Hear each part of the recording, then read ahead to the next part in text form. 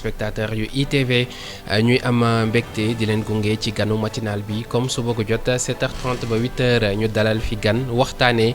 li nga xamante ni moom moo di actualité bi alors dañuy des ba tey ci actualité politique bi ak élection yi ñu génn ni ki dimanche xam ngeen ni démb mbootaay bi saytu li nga xamante ni moom moo di xob yi génnee na résultat provisoire yi dinañu ci ñëw tax tey ñuy dalal Aïda Sopignan bokk ci coalition Khalifa président xam ngeen ni ci résultat provisoire yi ñoom ñu ngi ci 4e position bi daañu analyser li nga xamante ni moom moo di tolluwaayu Khalifa Sall ci biir politique bi ak itam li nga xamante moom moo di ëllëgam ginnaaw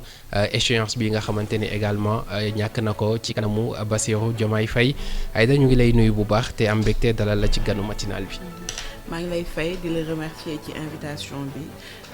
di nuyu suñu naataango yi nga xam ne ñu ngi ñuy déglu di leen souhaiter une bonne journée. Très bien alors Khalifa Ababacar Sall raté li nga xamante ni moom moo di bëgg-bëggam bi mottali yéene bi. gis nañu li nga xamante ni moom moo di waajtaay bi li nga xamante ni également liggéey bi mu def sur le terrain mais les Sénégalais ont fait leur choix nan ngeen dundee résultat yi nga xamante ni moom moo jugee ci urne yi. Bon déjà d'abord féliciter ci peuple sénégalais bi par rapport à la maturité gis nañ ni l'élection s'est bien déroulée nit ñi bi mu jotee dem nañu voter ji tànn. dañ koy dundee mooy en réalité ñun dañu gëmoon même bu ñuy dem que aller à des élections c'est faire une proposition boo defee une proposition nag le citoyen bi dem di voter il a la latitude de dire j'y adhère wala je n'y adhère pas leneen li am mooy y avait une dualité entre guillemets que certains politiques avaient en réalité mis en avant et ça a permis à ce que c'était plus vote contre quelqu'un, une continuité et il voulait un changement radical. Et ça, nous l'avons compris. Et dans la coalition Khalifa Président, nous voulons féliciter le nouveau président de la République, en l'occurrence M. Bassirou Diomaye Faye, la nouvelle équipe et dire que les attentes des Sénégalais aujourd'hui bëri na et que nous espérons qu'ils viendront à bout de ça. Mais gis nañu ni depuis bi campagne bi wala boog bi Khalifa annoncé que ni dina bokk loolu mu ngi jógee ci dialogue bi nga xamante ni njëkkoon nañu ko ubbi mu leer bi mbir mi également ak le contexte ñenn ñi boole woon ko ci favori yi ndax jàpp ni ak fi Sénégal toll xëy na am na profil boo xamante ni mën nañu génnee ci pente bi ñu nekk lan moo changé entre temps ba mu am résultat bi mu am parce que 1,56% quand même. waaw je dirais que en fait changé wul en termes de profil ci li nga xam ne mënoon na ko changer sur la force de proposition que le candidat Khalifa est et sur les changements yi mu doon bëgg indi malheureusement je pense qu'avec le dialogue il y a eu énormément d'incompréhension il y a eu énormément de je dirais de manipulation dans le fait où même naa bokk bi rek yaa ngi koy xaw a rafetal naan finalement bokk na comment les gens l'ont mis en avant et comment on a voulu discréditer en réalité le candidat Khalifa Ababacar Sall et nous en tirons quand même une leçon dans le sens où xam nañ ni nit ñi ils ont eu une compréhension je ne dirais pas qu'ils ont sanctionné mais ils ont choisi et de ce point de vue-là ñun à notre niveau aujourd'hui c'est l'heure de faire un bilan c'est l'heure de retourner en réalité voir les Sénégalais et de voir en quelle mesure li ñu leen wax ni Khalifa était le candidat de la gauche le candidat qui a mis en avant l'humain l'eau et la terre naka lañ leen di mën a defal cette compréhension là parce que comme je l'ai dit à l'entame de mes propos une élection présidentielle c'est une proposition c'est un homme avec un projet de société soit les gens y adhèrent soit ils disent que non lii ñoo ñu gënal mais à la longue c'est pas véritablement un échec beneen bi mooy gis nañ ni que la réalité des urnes même définirul la réalité politique des acteurs. C'est-à-dire que gis nañ ni par exemple ku mel ni je donne juste un exemple pur. dem nañu élection woon en 2017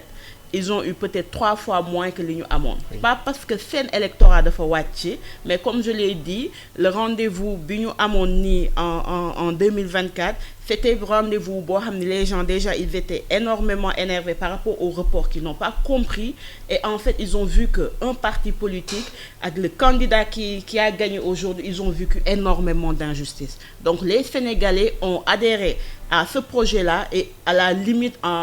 de manière générale, ils ont sanctionné et ils ont voulu un changement véritable. Parce que je rappelle que, en fait, peuple sénégalais, moi, peuple bi nga xam ne moo gën a mature, ils savent voter.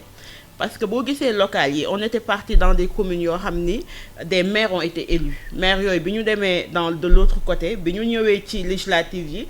ñoom voté lu ñu maire yi, en fait, liste bi ñu bëggoon législative la ñu voté nga gis ni bi ñuy def le vote entre la commune et le département, da ngay gis kii xam kan la bëgg maire commune am, mais au niveau du département il a su de la ville il a su voter pour un autre candidat. Donc je dirais que c'est un peuple qui a à un moment donné fait choisir, et de ce point de vue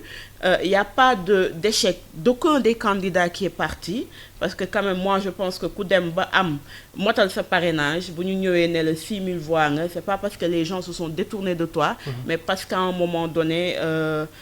la manière de choisir le Sénégalais. Justement parce que loolu moom mooy question bi ñëpp di posé wu ni ki démb ñi nga xamante ni parrainage citoyen la ñu yóbbu, au minimum c'était 44 000 signatures, et ils se sont retrouvés avec moins de 10 000, ñii moins de 20 000. Donc logique pour logique, on se demande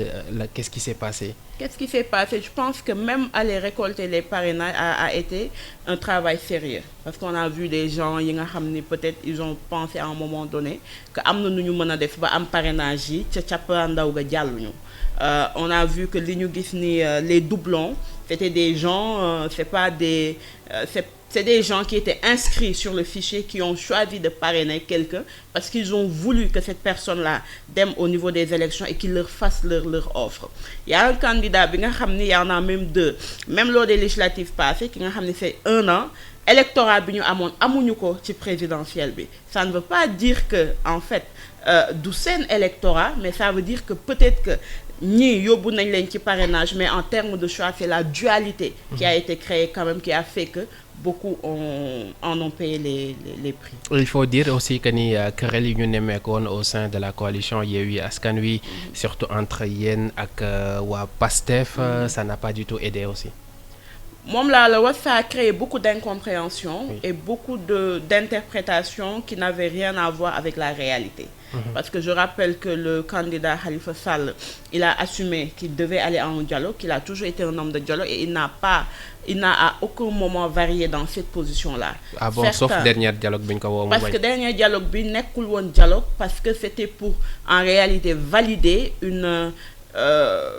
forfaiture sur le plan des institutions, c'est-à-dire que le calendrier républicain, le respect de la Constitution, le respect des décisions du Conseil constitutionnel, bi nga xam ne à un moment donné ça nit ñi indi nañ ci doute, et c'est à ce moment-là que le candidat a dit non, bii du temps au dialogue, temps wu dem élection la. Donc je pense que il faut que ñu def la différence entre les deux périodes, parce que ak lu ci nekk le concept tu le contextualises. C'était pas le contexte du dialogue, mais c'était le contexte d'aller à des élections et de laisser aux gens la possibilité de choisir et de dire s'ils veulent la continuité ou s'ils veulent un changement. Sànq yaa ngi wax dualité bi, foofu aussi dañ ko fa dugal que ni même si à un moment donné mu ngi doon ànd ak ñi nga xamante ni ñoom ñooy il se présente comme anti-système, mais Khalifa Sall ci système bi la bokk, et que rupture bi également moom da koy concerné. Tout dépend en réalité de ce qu'ils mettent dans le système et de ce qu'ils mettent dans anti-système. Yow nan nga jàppee loolu? Waaw, man ni ma ko jàppee aujourd'hui, je trouve que attendons de voir, parce que ak lu ñuy mënti dem, on y part d'une présomption soit positive ou négative. Et je pense qu'aujourd'hui, ni ma ko waxee, si les Sénégalais ont décidé d'aller d'épouser, parce que quand même c'est pas les militants qui votent, c'est les citoyens qui votent, qui ont décidé à la limite avec une écrasante majorité de choisir un candidat, de choisir un projet, de choisir une rupture, c'est par rapport à la mise en place du gouvernement. à la mise sur place en fait des ruptures entre guillemets, même si comme je l'ai dit le contenu, parce que là on a la forme, mais est-ce que le contenu c'est véritablement quoi? Parce que Khalifa, qu'il soit du système, je ne sais pas, mais je sais que d'autres qui sont de cette coalition sont véritablement du système et qu'ils l'ont toujours assumé. Maintenant, est-ce que être du système, c'est de dire que j'ai eu une vie militante? Est-ce que être du système, c'est parce qu'on a milité dans un parti politique depuis des années que dañ lay coller terme système qu'il va falloir balayer? Ou être du système, c'est des gens qui ont eu à faire des choses qui ont été déplorées en réalité par le peuple sénégalais et des gens qu'on doit mettre de côté. Moo tax ma ni il faudrait qu'on parte au fond du contenu bi ñu ko jox et que ñu mën ko comprendre. Je pense que Khalifa, on ne peut juger que qu'il soit un homme d'expérience qui a fait une proposition avec une idéologie qu'il a voulu en termes de gauche, en termes de socialisme, et que les gens ont dit bon, aujourd'hui on choisit autre chose, et de ce point de vue nous ne pouvons que je dirais apprécier, parce que c'est le jeu démocratique. Booy dem di élection, soit tu gagnes, soit tu apprends. Et nous avons appris que lii la peut-être à l'instant T les Sénégalais bëgg, et nous ne pouvons que respecter ça. Et pour beaucoup d'observateurs il est temps pour que ku mel ni Khalifa Sall, parce que du moom am na beneen naataangoom boo xamante ne également score bi mu def ci élection bi posé na question yu bëri. Il est temps pour moom vraiment mu gunge ñi nga xamante ni ñoom ñoo di ndaw ñi. Est-ce que loolu ay piste la yoo xamante ni yéen a ngi ciy xalaat, parce que déjà xëy na âge-am am na fu mu toll, et li xale yi woote nii xëy na ñu ngi fi pour un temps. Bon, man, j'ai toujours été militante quand même de dire que être âgé ne veut pas dire que nekkatuñu ci diapason, et la jeunesse n'est pas synonyme entre guillemets de le mot maa ngi koy chercher, n'est pas synonyme d'innocence. Dans le sens où, pour moi, c'est les idées qui doivent diriger les propositions que nous faisons et les actes que nous posons. Si c'est un vieux de 80 ans qui peut le faire, pourquoi pas? Et je pense qu'il faudrait qu'à un moment donné, qu'on soit dans une solidarité générationnelle. Je ne dis pas qu'il a pris une décision parce que c'était le candidat. Am na yoo xam ni c'est de manière personnelle moom la koy xam, et que tamit musul jógee ci gunge cette jeunesse qui partage ak moom en termes d'expérience, en termes d'actes, et en termes de dire que ñun ñëpp ñoo bokk Sénégal. Parce qu'il n'y a pas un Sénégal des jeunes et un Sénégal des vieux. Il y a un Sénégal de tout le monde qui a besoin d'expérience, qui a besoin d'idées et qui a besoin d'innovation. Donc de ce point de vue, moi je pense que c'est un argument qui véritablement ne tient pas du tout, mais c'est des décisions qu'ils peuvent prendre personnellement, et aussi une remise en question et une évaluation du pourquoi, du comment, et ça je pense qu'à mon humble avis c'est nécessaire. Mais bu nit ñi di wax c'est peut-être parce que bu ñu xoolee même Grand Yoff bi nga xamante ni pour prendre expression wu ñenn di titre foncier wu Khalifa la woon, cette fois-ci ça n'a pas du tout marché. Xëy na ak présidentielle beneen buy ñëw dina fekk âge am peut-être du ko permettre yenn yi.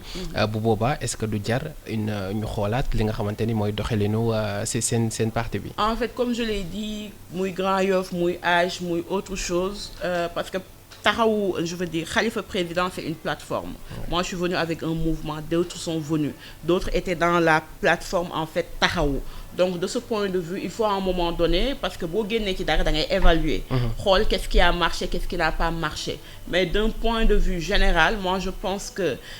comme je l'ai dit, c'était une dualité entre deux forces, et les Sénégalais n'ont pas véritablement, la plupart du temps, ne se sont pas appesantis sur les différents candidats, mais c'était soit une continuité, soit une rupture totale, et ils ont voté pour une rupture la totale. preuve, il y a même amul même troisième, mën nañ ko waxee noonu, entre le premier, le deuxième et le troisième. C'est loolu laay wax. Donc de ce point de vue loolu boo ci amee tuuti recul, en fait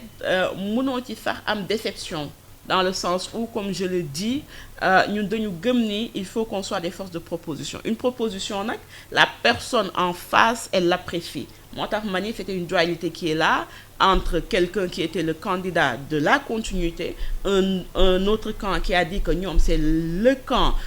du changement radical, et les gens ont pensé peut-être voter utile en disant que nañu voter entre les deux, et c'est ça qui a montré que boo gisee le suivant même n'a même pas 5% pour qu'on puisse dire que en fait les gens se sont appesantis sur les différents candidats, parce que les profils étaient là, les programmes étaient là, et bu doon ci base yooyu rek peut-être la ñu doon voter peut-être dina am benn lu changer. Donc pour résumer on peut dire qu'on peut s'attendre à des décisions bu ngeen defee seen évaluation ba pare le bilan ci li ngeen génn. waaw parce que nous on est comme je l'ai dit c'est un parti démocratique un parti de réflexion de proposition mais d'évaluation parce que dans toute chose c'est un processus. amul constante ak variable comme ni ko ñeneen ñi di defee ci seen. constante ak variable moom mosuma ko gis dans un parti de gauche. Parce que dans notre idéologie ak li ñuy teg. c'est pas le culte de la personne c'est le culte de l'idée d'un programme d'une vision que beaucoup de gens de camarades partagent et à la fin ki nga xam ni on pense qu'il peut être ou qu'elle peut être en fait porteur du message ñu jox ko mu dem Sénégalais yi décider et taxawu je dirais la coalition Khalifa Président j'y ai adhéré pas depuis longtemps mais j'ai vu que qu'ils sont ce culte de la réflexion des propositions et un débat à la limite très démocratique. C'était un plaisir ñu recevoir la ci suñu plateau Aïda Sopignon de la coalition Khalifa Président amoon mbégte bu baax a baax ànd ak yow ci waxtaan bi. Merci à vous pour l'invitation et encore une fois félicitations au peuple sénégalais pour sa maturité. jaajëfal leen yéen itam mbokk yi ci ànd bi lii lañ leen indiloon ci ganu matinal bi jox leen rendez-vous ëllëg incha allah ak beneen invité. léegi-léegi ci rajo dinañu jaar angle ba fekk fa tonton Aada ak Silla Muñal buñ ca noppee xibaar yi ak El Hadj Baba Ndiaye émission bi mën ngeen ko seetaanaat à 13h30 sur ITV disponible na également ci suñu chaîne YouTube di ITV Sénégal merci à tous et excellente journée.